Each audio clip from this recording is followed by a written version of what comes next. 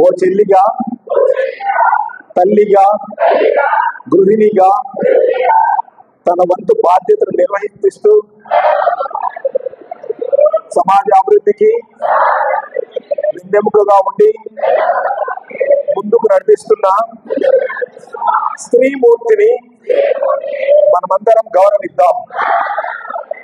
వారి కళలను, ఆశయాలను, అభివృద్ధిని ప్రోత్సహించేందుకు నా వంతు సహాయ సహకారాలు అందిస్తాను. ఆమె పట్ల సమాజంలో జరుగుతున్న నేరాల గురించి నాకు తెలిసిన ఎడల పోలీసులకు నా వంతు బాధ్యతగా సమాచారం ఇచ్చి సహకరిస్తాను.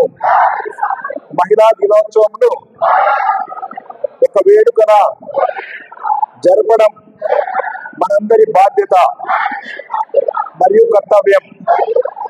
జై హింద్.